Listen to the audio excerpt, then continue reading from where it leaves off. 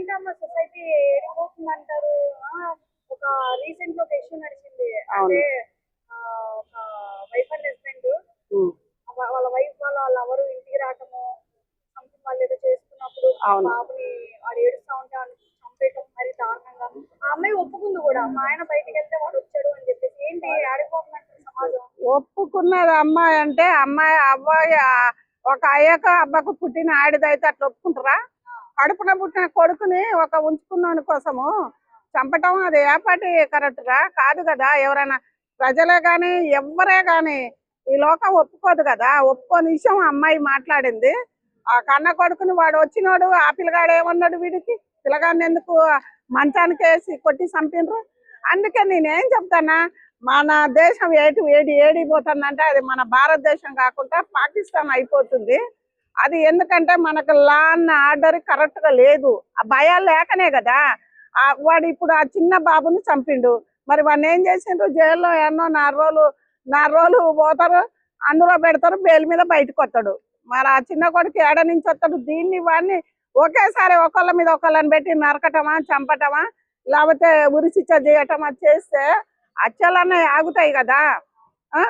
ఉంచుకున్నాను కోసమా మొగుడిని చంప, ఆ ఉంచుకున్నాను కోసం కడుపులు పుట్టిన కన్న కొడుకునే చంపుతుందా?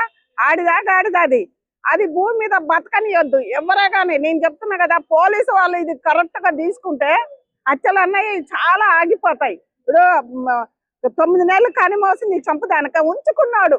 ఆప్టాలు ఉంచుకున్నాడు. ఒకడైనా అందరైనా చేసుకున్న పెయింట్ మీద కేజీ రాదని ఒక్కసారి ఆడ కూతురు ఆలోచించితే బాగుంటది. ఎందుకంటే మగవాళ్ళు కూడా భార్యలను చంపుతారు. ఒకళ్ళొకళ్ళని చంపుకున్నానికి మనం పుట్టలేదు కదా.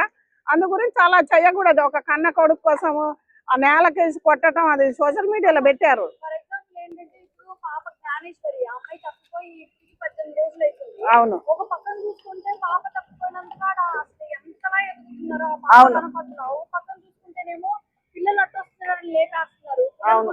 ఈ రోజులో పిల్లలు పుట్టక ఎంత మంది అవుతున్నారు. అవును. గుళ్ళు తిరుగుతున్నారు. అవును. పుట్టాక ఇలా చేస్తున్నారు. పిల్లలు పుట్టాక ఇలా చేస్తారంటే అడ్డొస్తారని ఎంతమందిని ఇప్పుడు చాలా మంది చేసుకున్నాడు కోసం ఎంతమంది పిల్లలు చంపారు. ఒక ఆమె అయితే 3 ఒకే రోజు ఉందా? మరి ఇట్లా ఎంతమందిని కన్న పిల్లల్ని కూడా సంతానం లేక దేవుడి చుట్టూ ఎక్కడెక్కడో తిరిగి సంతానం మనం తెచ్చుకుంటాం ఒక కన్న కడుపు కోసం. ఆ పిల్లల కోసం కూడా తప్పో ఒప్పో పాస్ పని చేసి ఆ పిల్లల్ని చాక్కుంటాం. నువ్వు 100 తప్పులు చేసిన పిల్లల కోసం అని పిల్లల్ని బతికించుకుంటే వాళ్ళని చూసినా కానీ అప్పటి కాలంలో ఇప్పటి కాలంలో అడ్డొత్తన్నని చంపే ఆడపిల్లల్ని ఇప్పుడు చూస్తున్నాం. ఏదైనా ఇప్పుడు ఒకప్పుడు చంపుకోటాలు అవి లేవు కదా. ఒకప్పుడు ఉన్నాయా? మరి ఇప్పుడు ఎక్కువ కాలేదా? లవ్ మ్యారేజ్లు ఉన్నాయా? ఇప్పుడు ఎక్కువ కాలేదా? మరి దాని గురించే. ఎందుకంటే ప్రభుత్వం కూడా దీన్ని గట్టి చర్యలు తీసుకుంటే బాగుంటది. ఎందుకంటే హత్యలు అన్నది ఎక్కువ జరగటలేదా? ఎన్ని అయినాయి? ఇప్పుడు అమ్మాయిని చంపి ఎన్ని నెలలు?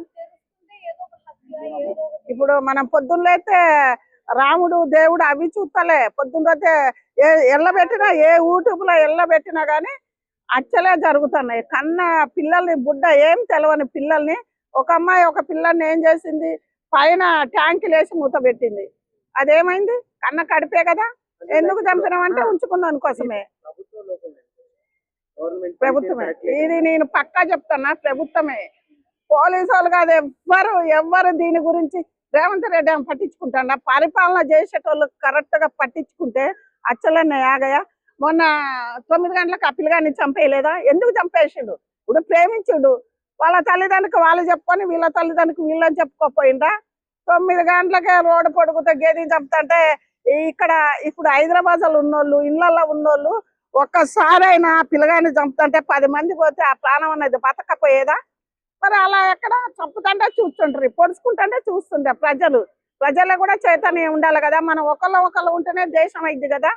అందు గురించి పోలీసు కరకన్నది లేదు, చచ్చిపోయింది. అందు గురించి హత్యలు ఎక్కువ అవుతున్నాయి. ప్రతి ఒక్కళ్ళు అనుకుంటారు లేదా బయట.